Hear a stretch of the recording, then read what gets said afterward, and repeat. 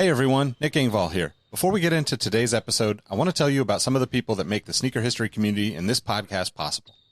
It's more important than ever to think about who you give your money to when you're buying clothing to go with your kicks. Our friends at Guilty Goods started their brand with a goal of giving back, especially to the communities that make sneaker culture possible. With every purchase from Guilty Goods, at least 10% of the proceeds are donated to organizations like Big Brothers and Big Sisters, the Susan G. Komen Foundation, the Movement for Black Lives, and many more. You can save 30% on your order by using the code HISTORY at guiltygoods.us. Again, that's history at guiltygoods.us for 30% off, and you can feel good about your purchase knowing you're supporting a meaningful cause. Sneakers are all about presentation, and if you're like me, displaying your kicks at home or in the office is just as important as when they're on your feet. Sneaker Throne makes sneaker display cases featuring customizable LED lights, drop-side cases to showcase the entire side of the shoe, not just the heel or the toe, the whole shoe. They've also got display cases for trading card collectors and hat collectors. To me, it's the perfect way to display your collection. You can save at least 10% on your Sneaker Throne order by using the code HISTORY at sneakerthrone.com. That's history at sneakerthrone.com. If you're a Patreon supporter or a member of our Discord community, you already know about Kicks with V hot sauce and his small batch, locally sourced hot sauce. V has been one of the biggest supporters of sneaker history and the podcast since the early days. He's currently the defending champion in our community trivia nights competition. Kicks with V hot sauce has been a huge hit with the community. You can save 10% on your order by using the code SneakerHistory10 at kickswithvhots.com. That's SneakerHistory10 at kickswithvhots.com. Now, you're probably here because you like sneakers, and if you join the Discord, you know our community is about so much more than that. Whether it's the marathon-like community calls, trivia night debates, the in-person meetups, or just sharing our favorite experiences, we found that although we have such different backgrounds, we all have some unexpected shared passions. Not only does the entire community look out for each other when it comes to releases, we're like a support group for life in general. You can join the Discord community for free by heading to the show notes of this episode. After you're done listening to this episode, tell someone you like their kicks today. You never know how far a simple compliment can take you, and we all know how good it feels to have someone show their appreciation. Now let's get into today's episode.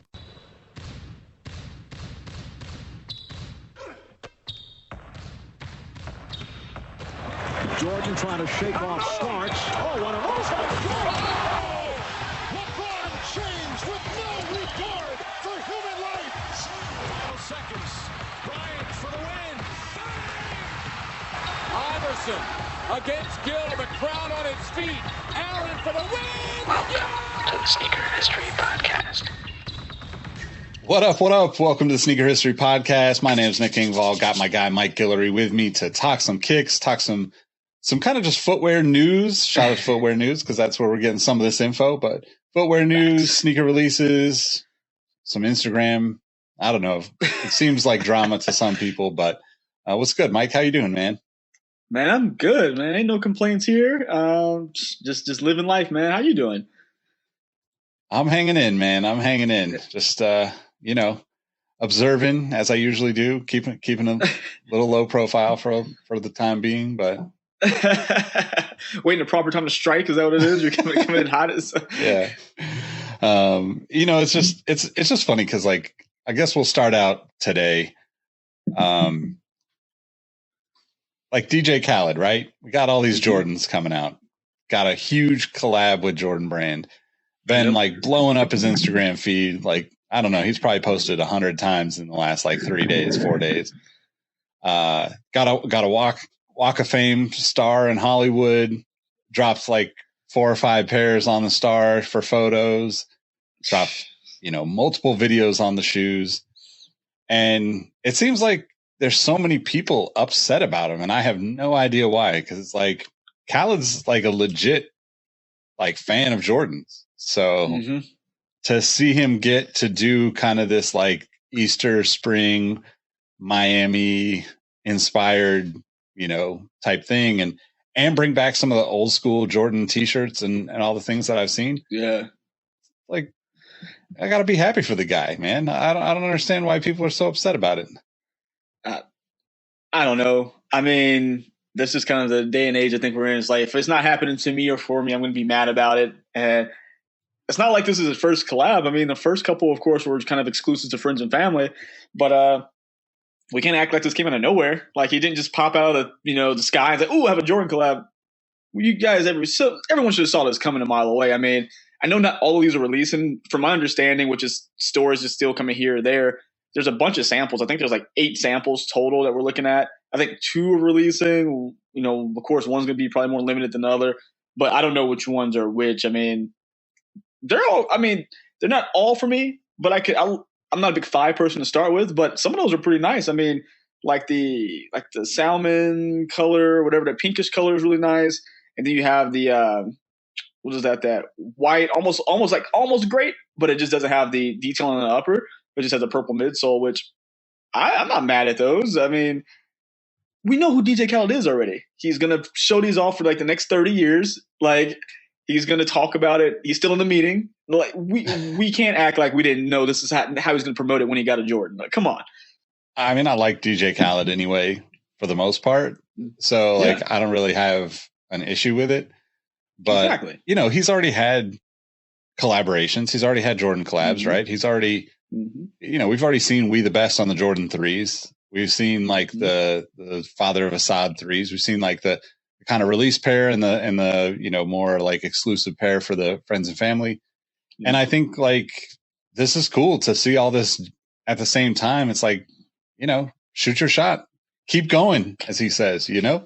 Yeah. Why not? But I did find it interesting because a lot of the places that I saw people posting about this didn't mention what you mentioned, and that's the samples, because there are clearly like a bunch of different versions in all the pictures that he's posted. Yeah. And, you know, like the details are super dope, right? Like We the Best under the clear midsole, on the heel, et cetera, et cetera.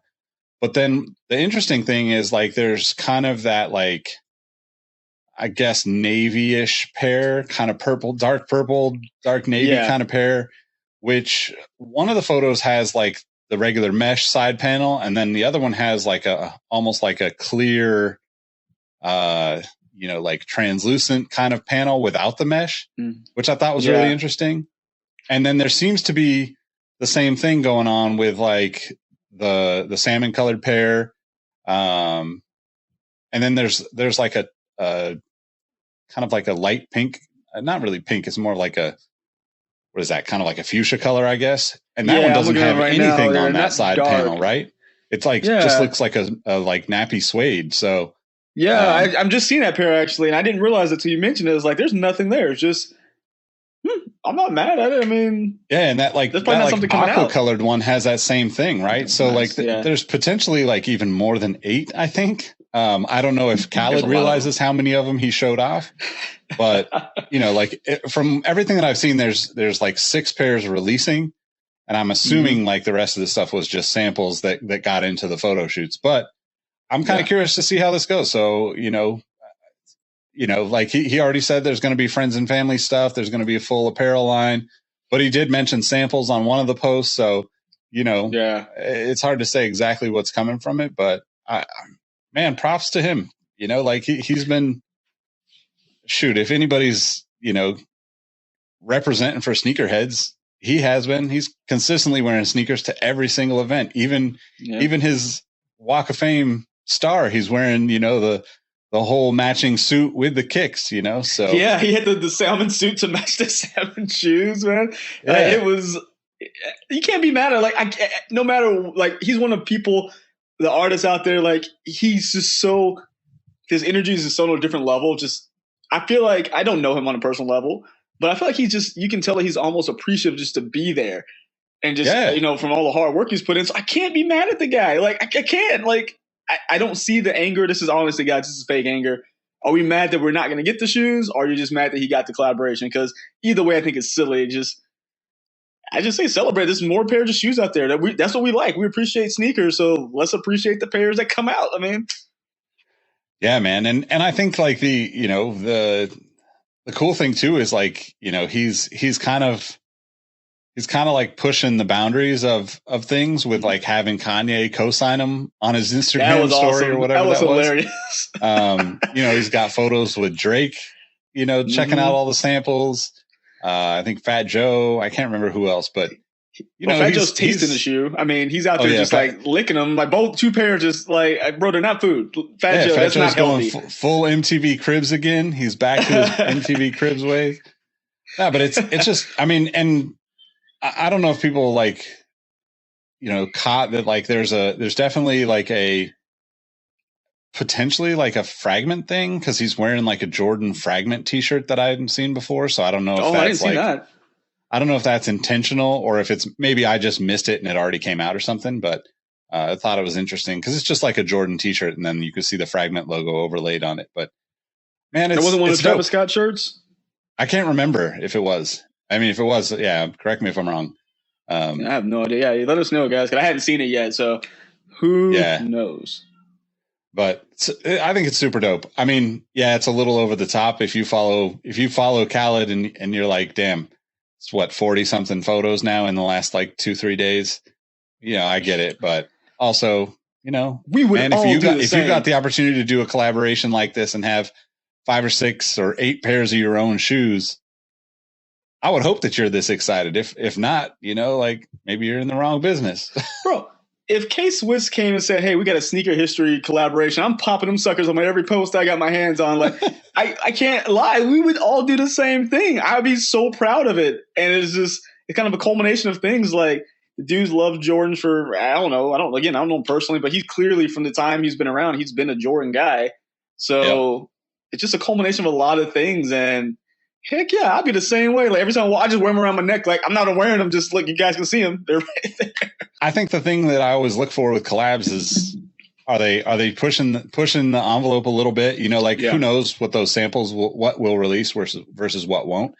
But changing out the mesh on the side is definitely a good look to just. I mean personally, I like the classic stuff, but like when you're putting colors on it that you've never seen on a shoe, it's a great opportunity to try some things. And I got to give him props for that too, because, he kind of went the opposite of that with the threes, right? He was like default, all red threes, which is dope. Don't get me wrong. All blue threes, dope. Like, keep the elephant print on there. I think that's a super dope shoe. Both those shoes are super dope. But at the same time, they were very safe when it comes to like Jordan heads, right? And I think that might be where some of the people are getting a little upset because it's a little beyond or a little lacking the traditional approach, I guess is the best way to put it. I guess. I don't know. I just feel like people just pick and choose who they want to be angry at for the day. And I'm not a 5 person there's a few 5s out there I actually like, but this reminded me of the, you remember the rainbow pack they would show off that are just super rare? Yeah. That's what kind of some of these colors remind, especially that dark purple one reminded me of that old rainbow pack. Yep. Yeah, man. So what's your favorite color out of these? It's either going to be the pinkish salmon color or that I want to say it's white, but it almost looks like it has a little purple in it. The one I say almost looks like has that great midsole. Those are probably my 2 favorite. And then coming in third has to be that aqua color. Yeah, it's almost like cream.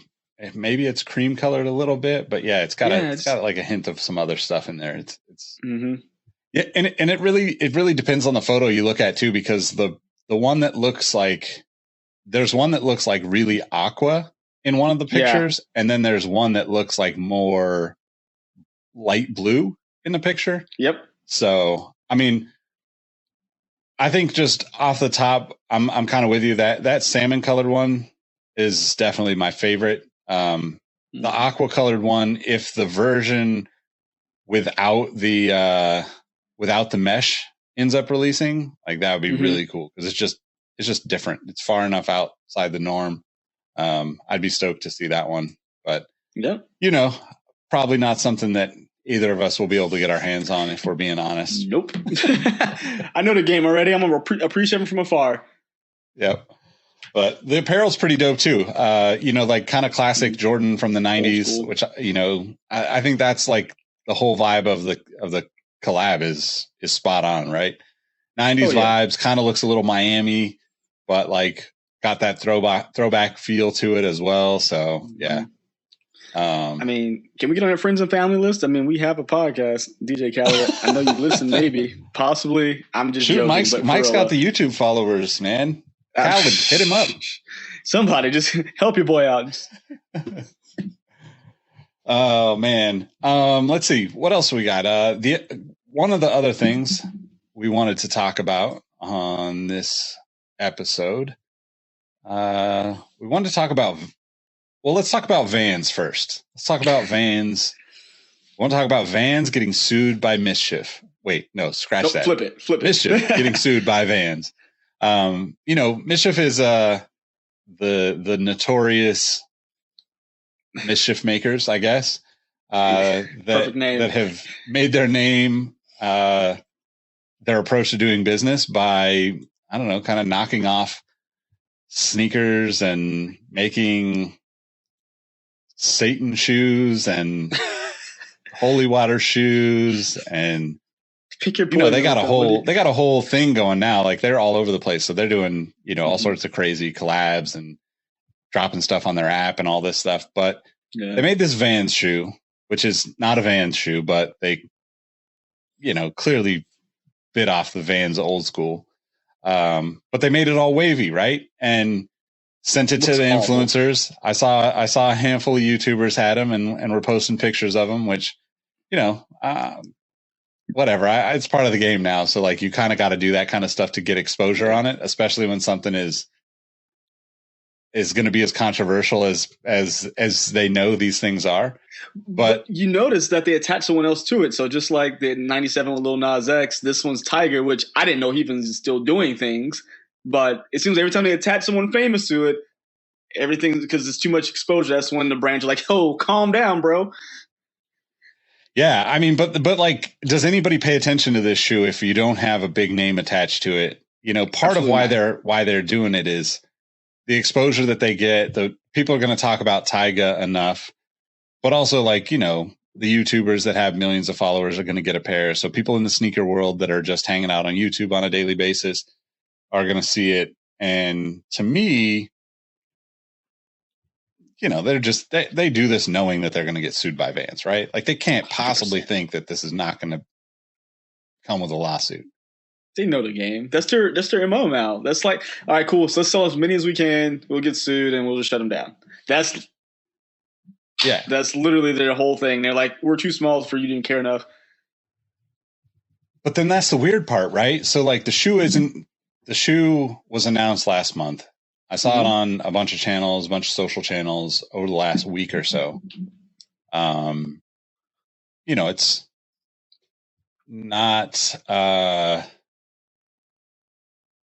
It's not available until, April 18th, supposedly. Oh, but I thought it was already out. Yeah, it's not even out yet. That's the crazy part, right? Like, so it's called the Wavy Baby because they made it all wavy. And, like, literally the outsole too looks like it's a wave. Yo, that is there's caution at the bottom. I was looking at pictures. Literally, it's like, you gotta be careful walking downstairs because you'll get caught and clip yourself. Yeah, I mean, it's definitely a dangerous shoe. But, like, I'm not mad that they're doing something crazy. I just feel like you already been through this with other brands. Mm-hmm. Why bother going through it again if you're going to get the lawsuit and potentially the cease and desist and, like, potentially not even sell the shoes? Like, maybe they don't even sell the shoes. Maybe the goal is not even to sell the shoes. The goal is to just make a dozen samples and, get enough exposure so they can do whatever they want the next time around. Yeah, like sell his T-shirt now that we're coming out with or whatever. Like, I mean, it is stressful not for me, but I guess for them, I feel like, but it works because that they've continuously been able to put their name in a news cycle just for those kind of just weird things. And I guess they make clothing and other items like that. I think I'm more surprised at a lawsuit because Vans is part of the same company that owns Supreme, right? Yeah. Or did I just make it up? Yep. With Supreme, the way they do things, I mean, I guess they got more mainstream now. I'm surprised that they were to even bother, just knowing the kind of how, guerrilla style, I guess Supreme used to be, and how you would think they'd just kind of just let this one be, because I don't mistake those. I know they look like Vans, but I don't look at those and like, oh, that's a pair of Vans. But then again, I'm probably that 1% sneakerhead who would just look at too much crap that we know the difference. So. Yeah, I mean, I think the average person sees it and just thinks that Vans did something wild, right? Yeah. But like, the interesting thing about it, so, like, Vans sent a cease and desist, essentially, like, trying to stop them from selling the shoes. Yeah. And according to Mischief, they quote, they also indicated they were willing to meet about future collaborations, LMAO. Yeah. And then he says, turns out that they were shaking our hand at the same time they were stabbing us in the back. And I get where he's coming from, but you're ripping off their intellectual property by making that shoe. Yep. And so, like, essentially you stabbed them in the back first. You know, that you're not making something that's truly unique to your brand. Now, if you just made a shoe without the Vans, without the jazz stripe, without, you know, the obvious, let's call it inspiration from the Vans old school, then that's one thing. But at the same time, if I'm Mischief or any smaller company, and Mischief is probably much bigger than we think, considering the amount of things they've done and the amount of money that they spend on their launches and all that stuff. Yeah.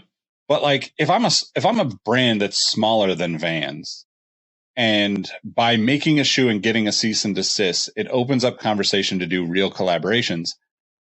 I'm not shitting on that. You know, like, I'm taking that and running with it. That seems like a great opportunity to me, because now you have potentially have a relationship, and you have Vans acknowledging that, hey, maybe you guys are doing some cool shit. Let's just do it legitimately and work together. So I feel kind of weird about it after seeing that, right? Like, I get that it's all the game, but then if you're not going to be grateful for the opportunity and your whole point is to just stir the pot, then it's like, whatever, like, this is just not, that's normal for you, right? If this is just normal for you, then why would we even care? You know, like, it's not that cool to me. If you can't wear the shoes, then, you know, what's the point anyway? If you're going to fall down the stairs, like you said, you know, like, yo, you will die from those things. Yeah. Like, they're gonna have a whole nother problem on their hands. But it is weird to me that, you know, I felt the same way. It's like, if they were going to willingly sit down and say, hey, let's work together, why kind of, lack of a better word, but bite the hand that feeds you? Because once you get that kind of major collaboration, people know who you are. You get that major backing, and you can produce more shoes. That's taking your brand to a whole new level. I understand you want to be kind of the fight the machine kind of person and, like, do these things your own way. It's cool. But if you want to be impactful with your brand and grow bigger, there's nothing wrong with working with those kinds of brands. Because I tell you this, when you did your thing with the Air Max 97, Nike didn't call you to say, let's do something together. They're like, yo, we will destroy you and you will never make a shoe again. Vans has actually put a hand up and say, hey, like you said, you're doing some cool stuff. Let's do something the right way. Yep. That's just, I hate to say it, I don't know these people, but that's acting like a child at this point, man. It's like, come on, you want to run a business, understand shock value, what's to get you there. You already had a shock value. You could have quietly just put this away and be like, guess what? Next week we got to collab with Vans. No one would think the lesser of the brand. In fact, they're like, dang, look at that. They got the attention of this big brand to do something worthwhile. But you're kids, man. And I say that, and this is mentality wise. It's like, if you're a brand and you're about making money and you want to be successful, take the things that are handed to you that clearly you work for it. Now utilize the resource. And I don't know, I can't get behind that. Just now you're going to call them out on social media because you think it's cool. I hope they slap them. It's like, no, you know what? We're going to sue you now. Yeah. Yeah, man. I mean, I don't know. I don't know how to, like, really interpret it. I still just kind of dumbfounded by it. And, you know, for those that might not remember, like, the Air Max 97, the original Holy Water shoe kind of went under the radar. Nothing really happened. Then the Satan shoe came out with Lil Nas X. There were supposed to be 666 pairs. Oh, hell actually broke out for that. Yeah, like, you know, shit hit the fan because they were all over the internet. And Nike filed a cease and desist, trademark infringement, dilution complaint, all these things to basically say that both the Satan shoe and the Holy Water shoe were an infringement on their IP. And, you know, probably a pretty safe bet that Mischief didn't make any money out of either of those projects in the long run, right? Because I think if I remember right, like, wasn't the price of the shoes was like $1,000 or something, right? Holy crap. I didn't know that. I thought it was something wild like that. But I mean, it makes sense, but dude, they're getting free pub. I mean, even from us right now talking about it, whoever listens to the podcast, they did like, even though we're complaining and saying they're stupid, is literally they got exactly what they wanted from us. So whoever hears this episode right now is like, oh, who's Mischief? Oh, I like this blah, blah, blah item. And we literally just did their job for them and we're proving their point, whatever it may be, which is nuts to me. And I'm definitely not knocking the idea of just getting some crazy press because you did something crazy, right? And like at the end of the day, I don't know. I'm no matter what the price of these Vans, I can probably never see myself buying a pair. Might be cool to have just to be like, yo, this was a crazy moment in time down the road. But like the odds of me actually going after them and getting them is slim to none.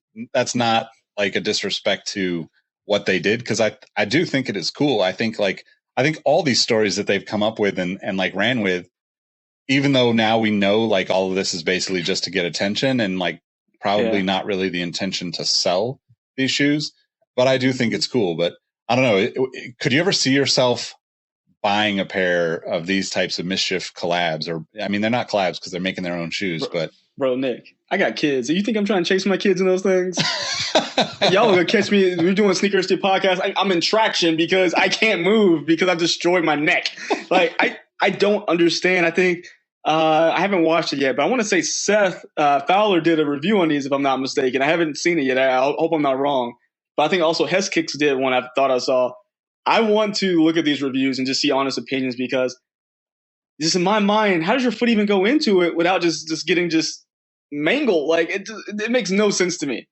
Yeah. See, this is where the skate shop mentality could come in really, really interesting. I think if you're going to get sent a pair of these crazy shoes, because you're going to get a lot of attention from it, and that's the point, right?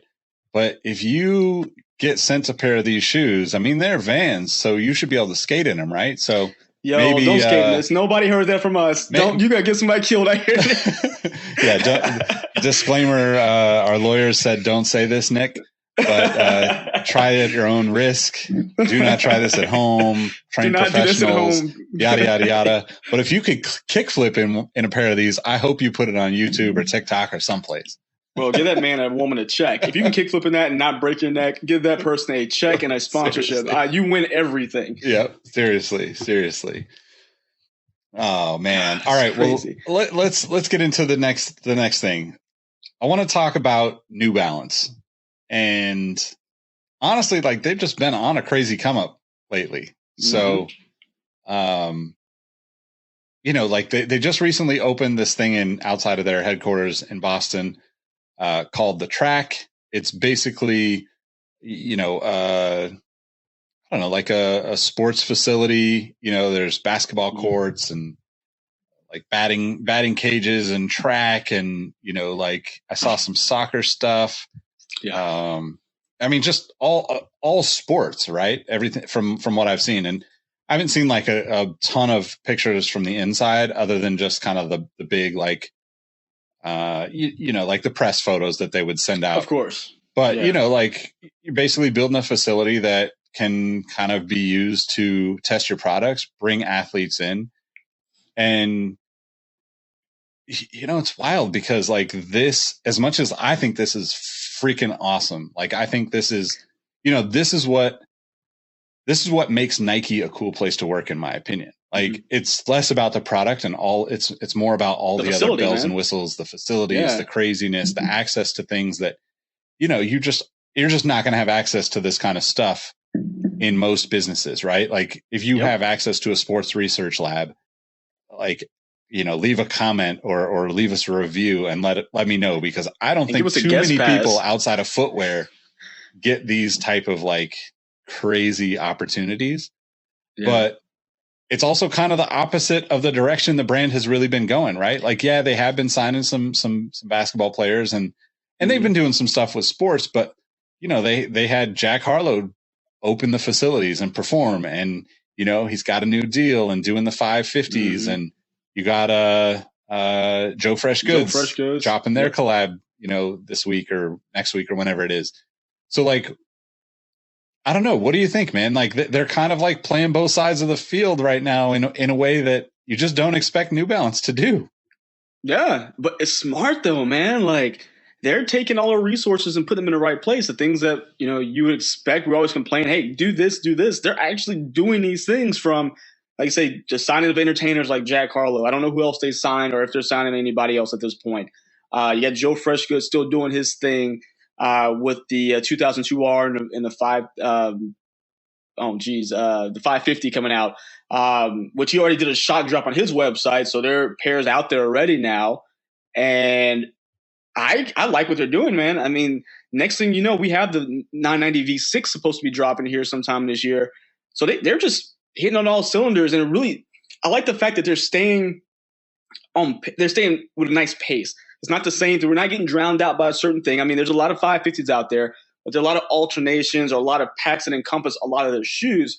So there's a lot of things happening, and although it's hard to get them, but there's something for everybody almost, I feel like. So I love the kind of well-roundedness of what New Balance is doing. Heck, there's a Goosebumps Kawhi coming out, which that's going to be nostalgia for people like me and you who probably read those books as kids.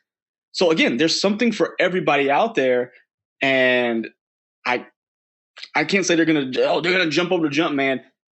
They're not going to do that, but they're going to take some of the pie away from them because there's something for everybody. Yeah, totally, man. I agree. I'm into those Goosebumps Kawhis. I almost bought the I forget the nickname, but like, the $sign Kawhis that they did. Oh, was it the New Money or something like that? Yeah, New Money. Yeah, that's what it was, I think. But it's pretty interesting. I mean, on top of this, facility they're calling the track, New Balance also basically reinvested into their factory that is outside of Boston, where the 990 V5 is manufactured, right? Because that's the thing. Like, for me, like, if you've listened to the podcast or anything I've created or written over the years, that, like, I absolutely love competition when it comes to footwear. That's why I buy all these brands. Like, I'm not, I'm one of those hoes that ain't loyal because I buy every brand. I'm right there with you, sir. No one's giving us checks. Yeah, and it's just what I like, right? I like seeing the different stuff, and I think that all collectively makes us all better. It we push our limits when we're looking outside of our own sphere of influence. Yes. If you're sitting in a Nike, if you're sitting at Nike campus all the time, then you don't even get a chance to look at what goes on at Adidas or Reebok or New Balance or Asics or any of these companies. And everybody does things a little bit differently. Granted, within the footwear industry, and one of the things that I really love about it is that people kind of go from place to place to kind of have new experiences, get a little bit more opportunity. Like, the career paths of a lot of the people that work in footwear bounce around from place to place because, like, there's only a handful of the Tinker Hatfields that are going to be lifetime, employees at one of the brands. And not to knock that because, like, obviously he's had an amazing career and had some incredible opportunities. And now he's taking things kind of next level with some of the stuff he's working on. But you got Steve Smiths out there who's done a little bit of everything everywhere, which I love that, from New Balance to Reebok to Nike to now with Yeezy. Like, the man has seen everything and can give you, like, I think a more of a unrestricted opinion because he's like, well, I've seen every side of the house. And I can, this is this is that. I love having those experiences and being able to do that. That's why I think, again, like the way we are, we'll buy everything. I don't just have Nikes or just have Reeboks or Adidas.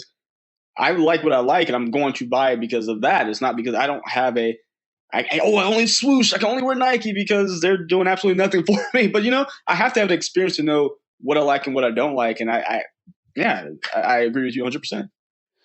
Yeah, man. And I think Stephen Smith's a great example of that. Like, he's been so impactful and so influential on the footwear industry as a whole for the last 30 years, I mean, the wall behind me has multiple shoes he designed, Pump Furies, 997 New Balances.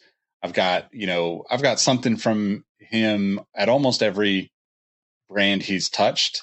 And it's not to say that, like, I even knew most of the time, like, I was just into those things. But I think the other thing about that is, like, when you're designing for a logo like the swoosh, it's a challenge to go to Adidas and say, okay, how do I make the trefoil logo, or how do I make the 3 stripes fit this design, or how do I go to New Balance and incorporate the N? Like, all those things are new challenges, right? And, you know, most people can relate to jobs becoming monotonous. So even though these are like dream jobs that we're talking about for a lot of people, that, you know, many of us will not be able to design sneakers for a living, the idea of that, and like kind of understanding, like, it is a job when you're doing it every day, regardless of how much you love the brand and how much you've been able to do there. So switching it up, I think, can be beneficial. And it's not for everybody. It's just like what you choose, right? But I think the competition, and going back to this New Balance story, the fact that they're leveling up and they're creating this space for New Balance employees, for, you know, pro athletes, for their amateur athletes, you know, you could see this becoming like a hub in Boston for, you know, like the future of New Balance, whatever it becomes. And to me, that's really, really awesome to see them investing like that, because I really believe that the future of everything is way more experiential than it is right now. I think that, you know, like, if I can't, it sounds cheesy, but if I can't go into a coffee shop and watch Formula One, watch a little YouTube, you know, like see somebody play the guitar at that point. Like, look, that's what my choice is. I don't want to keep going to a Starbucks because it's boring as hell. You know, like, I've already been there. We've all been there. Like, it's whatever. Like, it serves its place when it needs to. But like, you know, we have the opportunity. And I think part of that is just from the pandemic and like us being forced to be away from other human beings. We're looking for more important experiences. And I think having people, you know, like launching the facility with Jack Harlow, such a cool idea, right? Like, you know, he's not like a crazy influencer when it comes to footwear or anything, even fashion, in my opinion, right? Like, you know, he's one of those artists that I would say is pretty low key when it comes to that comparatively, but that's also kind of on point for New Balance, right? Like, Kawhi is super low key, but that makes sense because it's like, hey, look, dad shoes are super low key. Just because they're on trend and everybody wants them right now doesn't mean that they're not like, just like your steady, always there for you kind of sneakers. So I just think it's really, really fascinating. And I'm excited to see how it goes, because, you know, they're basically, they're planning to expand the workforce at the factory, right? Like, I think they have, I think if I read right, the facility is like around 100 employees, obviously accessible to people, you know, corporate HQ and all that stuff. But like the factory is going to, like, I want to say it's either at 1,000 or it's going to double to around 1,000 employees, which, you know, like, we've all been watching, like, you know, Halloween drops hit in, you know, March. So if we like, why is it St. Patrick's Day and I'm getting my Halloween shoes? What's going on? Right. So like, if that's the case, then like moving this stuff to, you know, factories here is a huge win for them. And I think it makes them even more competitive. So I'm pretty stoked to see where they go with it. And, you know, I mean, the space itself, we'll throw up some pictures. If, you know, the space itself seems amazing. And we'll link to this. This story's from Peter Very over at Footwear News. He's always on top of these kind of things and these kind of stories. But I think like the space kind of like working as like basketball, soccer, volleyball, track, you know, whatever you can, right?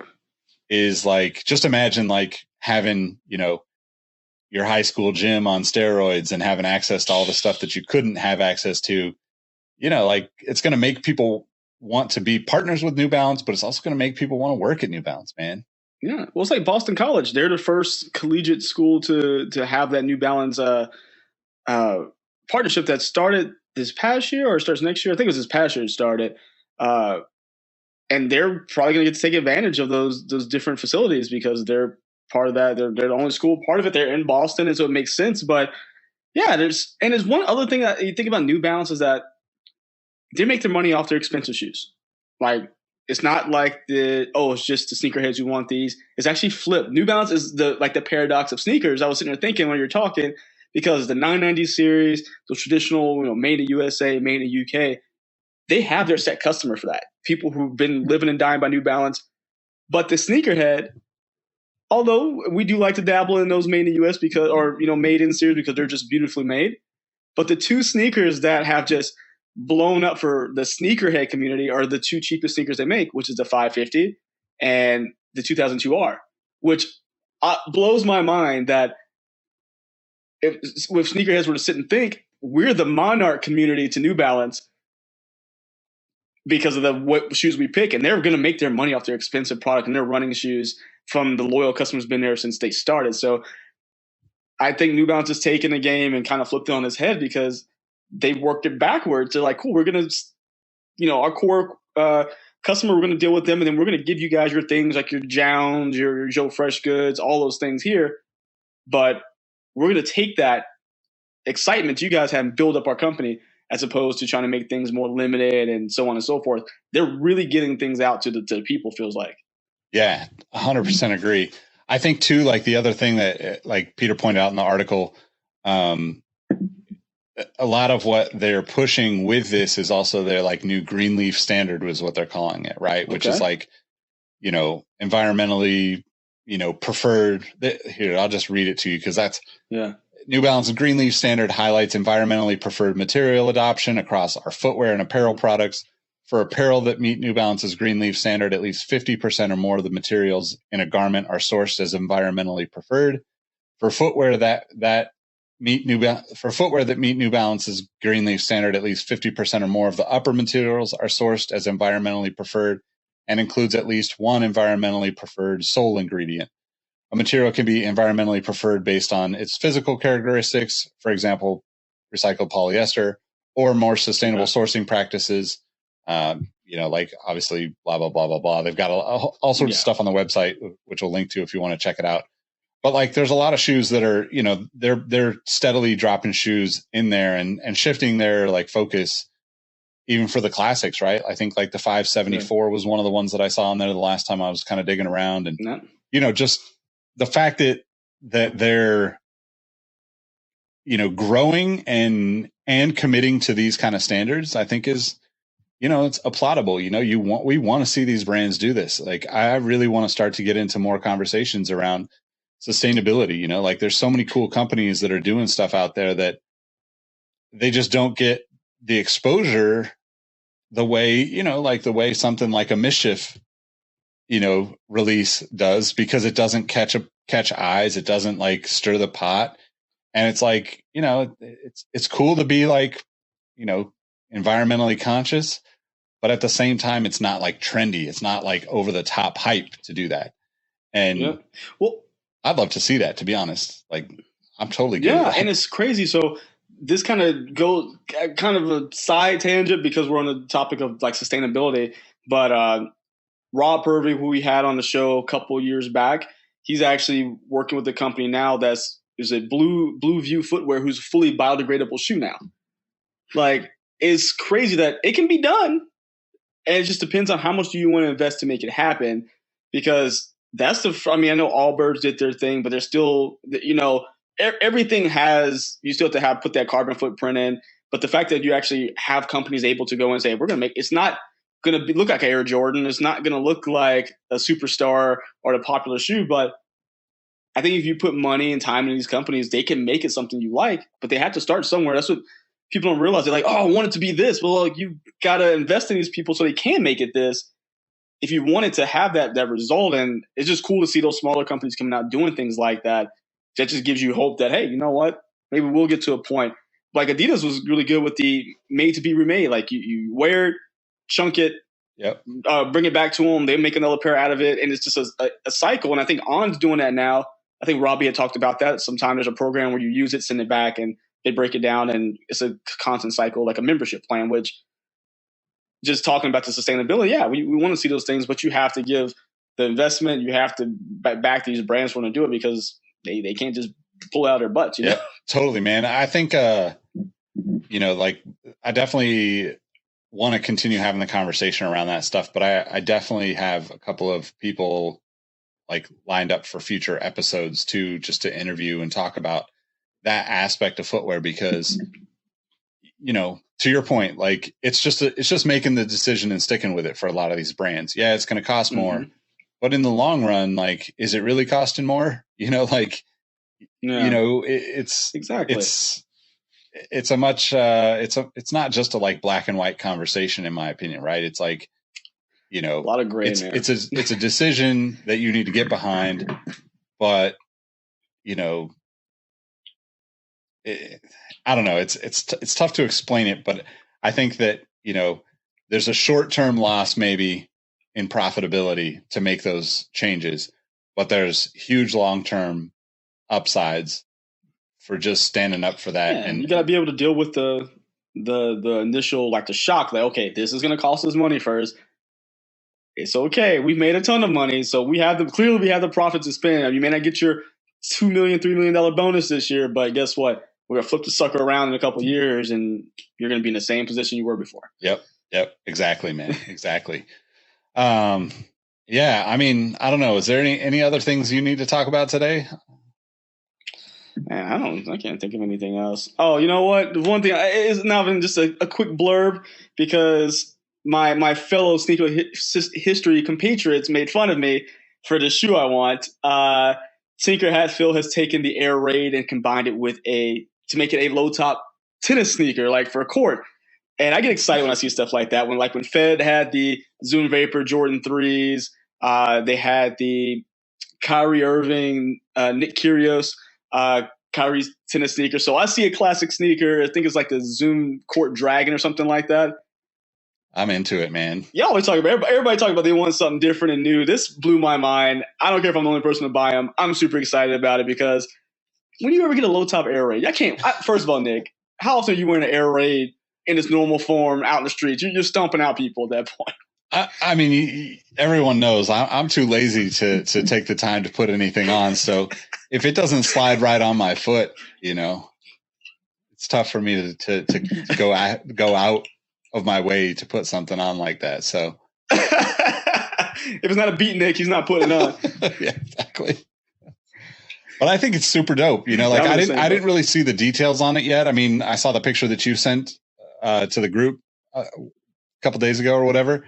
But yeah, anything that looks like an Air Raid is good in my book. And all right, there we go. Like, throw on some like durable outsole for the tennis courts. XDR, baby. Yeah, XDR. Yep. I mean, to me, it's like, hey, yeah, I'm in. There's actually been a lot of tennis shoes that I've been wanting to pick up. I may or may not have picked up a couple in the last like 6 months, but there's some it's a possibility. Tennis shoes are always like super low key, so it's I don't know. Maybe we should just edit this part out so we don't have to worry about. Yeah, see, right here. Love that. But you got the goat right there, old Rafa. It's a little PE style one. Yeah, that one's awesome. Shout out to my wife for buying these for me.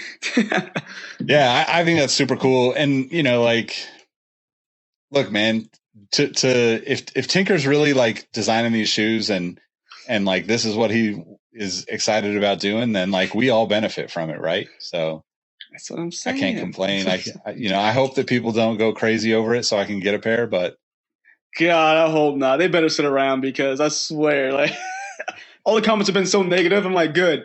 Let me get a pair. Let me get two for $89.99 a pop. Like, I don't want to spend the whole $200 they're going to cost. Yeah, man. I forget what's the.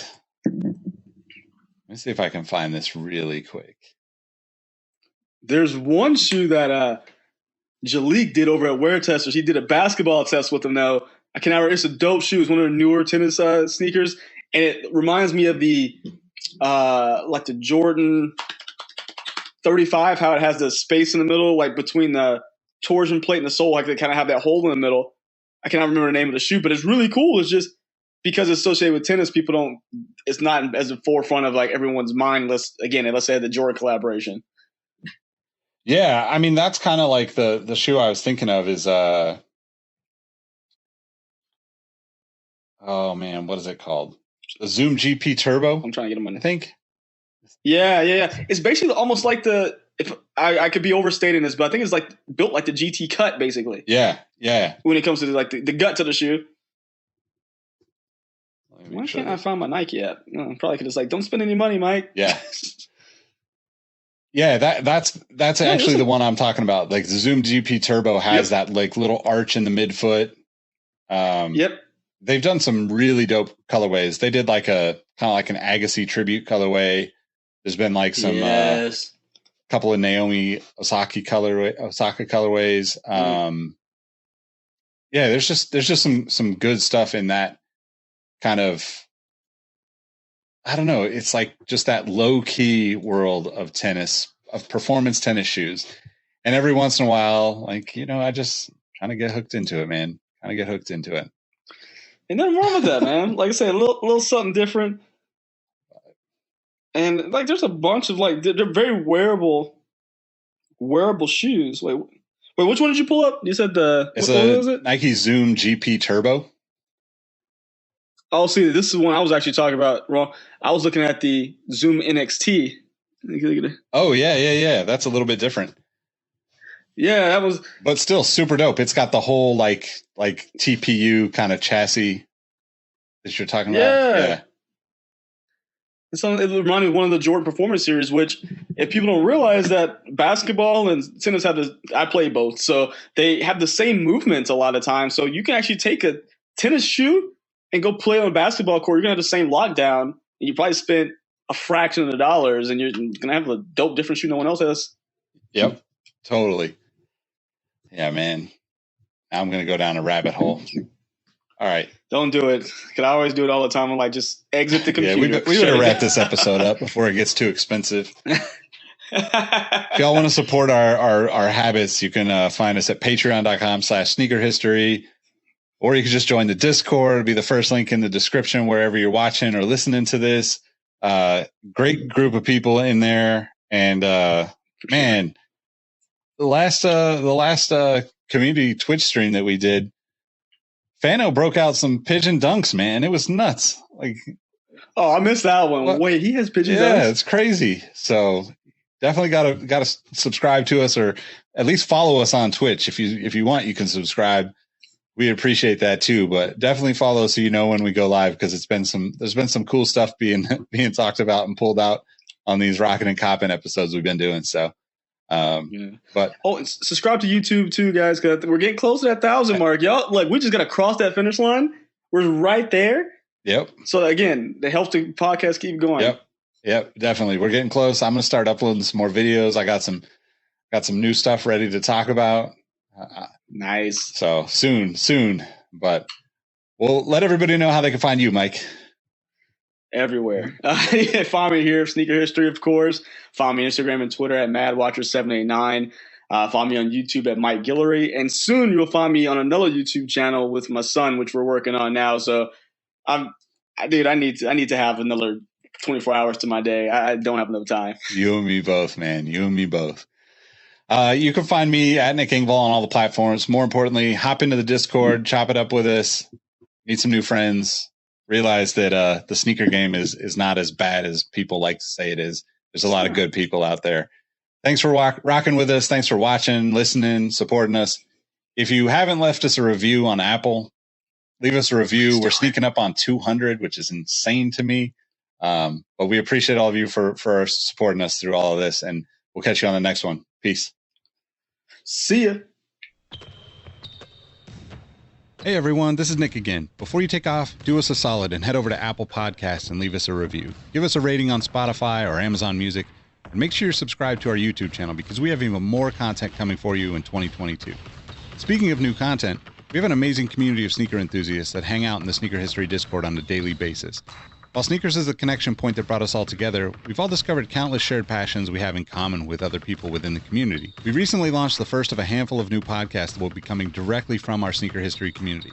We'll get into the details for those in a future episode, but I'm excited to share that the Exhaust Notes podcast is now live. Now, this is a show about the world of cars, racing, and other automotive-related topics. If you're a fan of Formula One, Formula Drift, cars and coffee, or you're just a weirdo like me that enjoys the smell of gasoline, I think you'll enjoy this one. If you do, add Exhaust Notes to your subscribe list so you'll be updated when we drop future episodes. As always, thank you for supporting Sneaker History, and don't forget to tell someone you like their kicks today. Peace. Hey everyone, this is Nick again. Before you take off, do us a solid and head over to Apple Podcasts to leave us a review. Give us a rating on Spotify and Amazon Music, and make sure you're subscribed to our YouTube channel because we have even more video content coming soon. Speaking of new content, we have an amazing community of sneaker enthusiasts that hang out in our Sneaker History Discord on a daily basis. While sneakers is a connection point that brought us all together, we've all discovered countless shared passions that we have in common with each other. We recently launched a couple of new podcasts directly from our community. One of them is a Formula One podcast. If you're an F1 fan like me, the Exhaust Notes podcast is your weekly fix of Formula One fun. It's hosted by myself, Rohit Malhotra, and Todd Yates. New episodes drop every Tuesday. I've been wearing fitted hats for years and collecting my favorite teams since I was a little leaguer. It has been awesome to see so many new fans getting into fitteds in recent years. Crown and Stitch is our new talk show about fitted hats with Dexter, Keith, and myself, where we talk about fitted hats, snapbacks, throw in some obscure hats because we all kind of like some funky stuff once in a while, don't we? Copping, collecting, and so much more. New episodes drop every Wednesday. Hit the links in the show notes for this episode to give our new shows a listen, and be on the lookout for more new podcasts dropping soon. Last but not least, tell someone you like their kicks today. You never know how far a simple compliment can take you, and we all know how good it feels to have someone show their appreciation. Thank you all for the support, and we'll catch you on the next episode. Peace.